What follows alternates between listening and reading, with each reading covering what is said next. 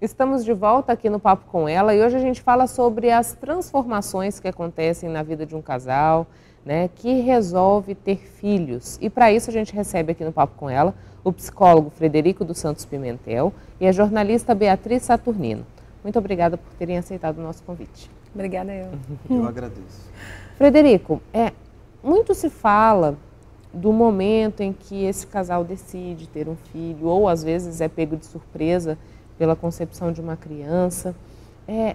As pessoas, elas têm noção do impacto que a chegada de uma criança traz para esse relacionamento e até mesmo para a sua vida diária?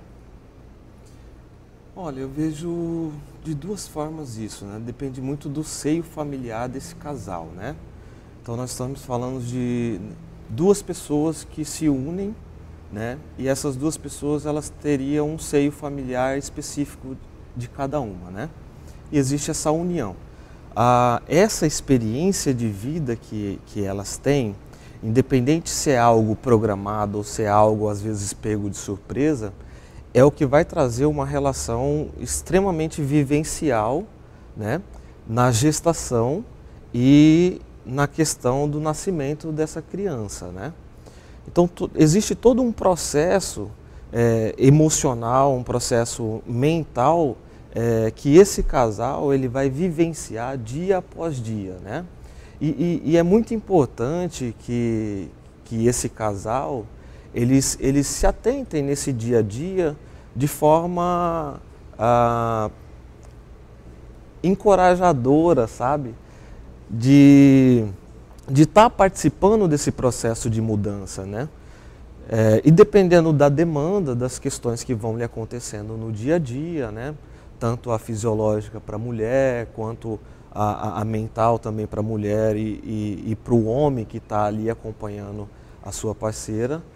Isso é muito importante, né? Tá, de certa forma, vivendo bem intensamente, né?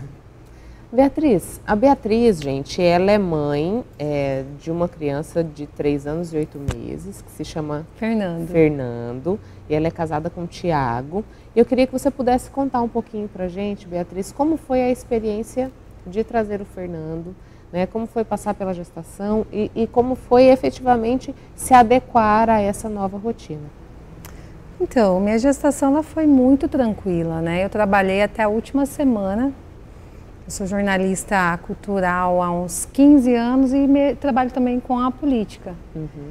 Mas eu concilio os dois. Na época eu estava num espetáculo na última semana e aí eu corria pelo teatro e o André De Luca até, que é aqui o assessoro, meu querido amigo.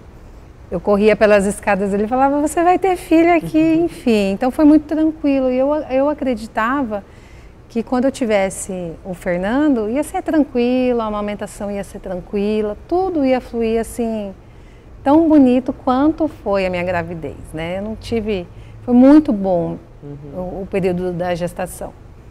Mas quando eu tive ele, parece que foi uma explosão de hormônios, eu entrei em depressão pós-parto. Né, assim, não foi aquela depressão logo de imediata, foi depois de alguns meses, por conta da amamentação, que eu não conseguia amamentar, aquele sonho, né, que eu tinha, ninguém me contou que era tão difícil, né. Tem coisas que ninguém conta pra gente, a gente, né. Tem uma idealização do que seja maternidade. Exato, né? Até contam, mas às vezes a gente acha assim, não é. Não é tudo isso. Não é tudo isso, exatamente. Então foi assim, eu comecei a trabalhar quando ele tinha 8 meses, eu retomei aos trabalhos e eu passei pelo processo daquele, não sei se é mito, para mim era mito, aquela coisa de preconceito quando você tem um filho. Passei por isso também. No mercado de trabalho. No mercado de trabalho.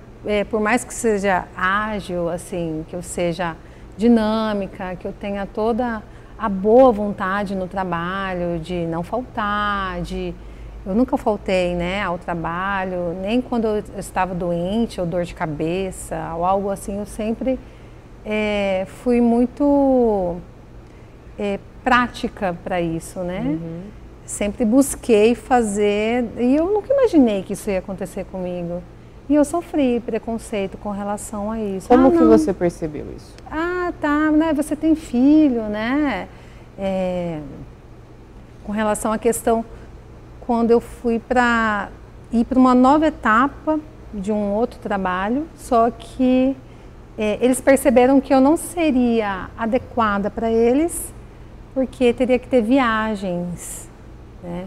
Porém, esse local, eu poderia ter uma comunicação social um pouco mais extensa, poderia ter eu, mais uma jornalista, um estagiário, a gente poderia adequar, não teria necessidade de eu ficar viajando ou passando dias fora, não acontece isso, seria muito esporádico, uma outra pessoa poderia ir. Hoje em dia a gente tem a ferramenta da internet, o WhatsApp, então assim, é muito mais prático, porém eu sofri esse preconceito de ter, eu ia atrapalhar, né? Eu não ia conseguir, eu não ia dar conta, o que não é real.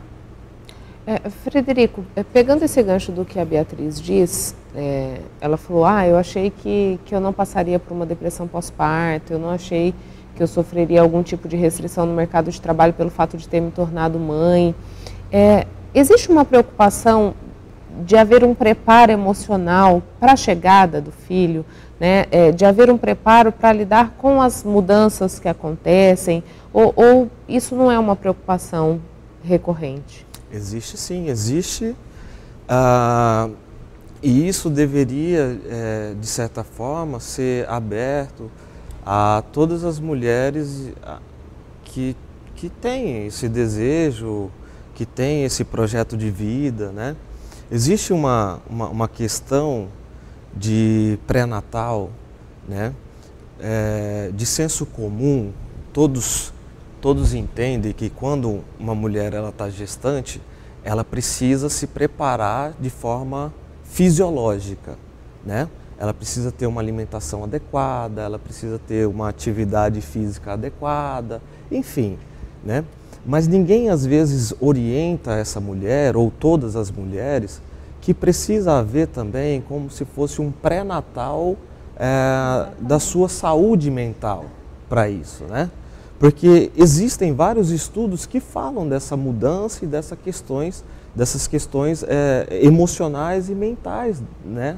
No período e a transformação da mulher e do casal, né? Justamente pensando-se nessas questões de pré e pós, para que ela comece a adquirir, a mulher, de uma forma autêntica, né? E de autonomia, uma questão saudável e de maturidade nesse processo, né? Então existem as mudanças, existem períodos que individualizados, né? A Beatriz, ela fala de um processo que ela teve de pós, numa questão depressiva, né? Então todo esse processo, principalmente também, nós estamos falando do casal, né? Uhum. Então o homem também faz parte desse processo. É algo que eu não falei. Parte da minha depressão foi por conta disso, do despreparo do meu esposo. Nós somos noivos, mas a gente mora junto, é meu esposo, considero. Ele não teve muito preparo, assim, apesar dele já ter tido um filho, mas era muito novo. Uhum. Esse segundo, ele também não conseguiu lidar com a situação junto, assim, de ter... A parceria, né? A parceria. Exatamente. Então, quando nós falamos da questão do pré-natal de forma psicológica, nós aderimos o pai, né, da criança junto com a mãe, né? Porque o suporte primário ali a todo momento é esse pai, no momento em que o casal, né,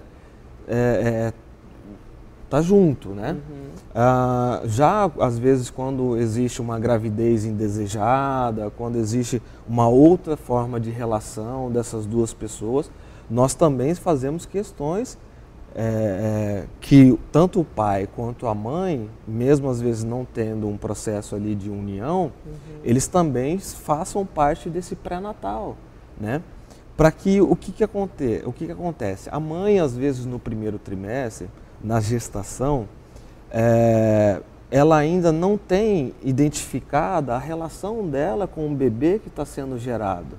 Ela está num processo ali de formação, né, do bebê, então o bebê não se move dentro da barriga, a barriga às vezes não aparece, então às vezes ainda não tem uma concepção de gestação ali naquele momento para a mulher, né? Já no segundo trimestre, a barriga começa a aparecer, o bebê já começa a responder, a mãe sente tudo isso e a mãe passa por todo esse processo, né? E aí existe uma questão de projetos de vidas que começam já a passar pela cabeça, a insegurança, às vezes o medo. Será que eu vou dar conta de ser mãe? Né? Será que eu não vou dar conta? A barriga começa a aparecer de forma social também, isso é importante porque ela começa a se apresentar de forma social também, gestante e como mãe, antes de ter já o filho e dado à luz, né? E isso é muito importante, essa preparação psicológica e esse processo, né? A intervenção da psicologia poderia, de certa forma, auxiliar no momento em que ela estiver passando esse processo. Então, com certeza, um acompanhamento com essa mulher é de suma importância, né? Eu sou suspeito porque eu sou psicólogo. Então... Vou vender meu peixe. Vou vender meu peixe, né? Tem que vender, até porque muitas engordam. Eu sempre fui magra. De repente, depois da gravidez, eu engordei. Eu me vi no espelho, eu estava com muitos quilos a mais. Eu fui me dar conta porque por conta de roupas que eu tentei colocar e não serviam. Como assim? Eu não estava me olhando no espelho. E foi quando eu entendi que eu estava com depressão, porque eu não estava nem me olhando no espelho e fui perceber depois que eu me olhei e vi que eu estava gordinha, estava gorda mesmo, né? E aí foi, acho que, o meu despertar, assim, de, opa, vou me olhar, vou me cuidar, né? E tudo aconteceu, mas se eu tivesse um preparo, talvez psicológico, acredito mais o meu esposo junto também, que o trabalho dele exige muito dele, né? Com eventos também, então muitas das vezes os momentos que eu queria que ele estivesse comigo, ele não estava. Então foi bem difícil. O que você considera que foi o que mais mudou, né, no seu dia a dia depois da chegada do Fernando? O que foi mais difícil de se acostumar, vamos dizer assim? Na verdade, foi só o período de quando eu tive ele, quando muito bebezinho. Eu digo que ele me trouxe uma vida melhor, na verdade. Porque ele é meu companheiro, eu faço muitas coisas com ele. Eu digo que a chegada dele me fez perceber que eu nunca mais eu estarei assim, sozinha em nenhum momento. Né? Ele vai ser meu eterno companheiro, né? Independente de pai, mãe, que é um laço também tão intenso quanto, porém até de afetivo de esposo, de irmãos, amigos, e assim, eu digo que eu me desapeguei de várias coisas da vida depois da chegada dele. Frederico, quando você fala desse preparo do casal, né, qual que é a relevância disso para o desenvolvimento da criança? É importante porque desde a idade tenra do bebê, ele já começa a absorver e já começa a entrar em processo de desenvolvimento de personalidade. Então, o primeiro contato que esse bebê vai ter são os pais. Através dos pais, a família dos pais, através da família dos pais, cria-se uma questão social, né?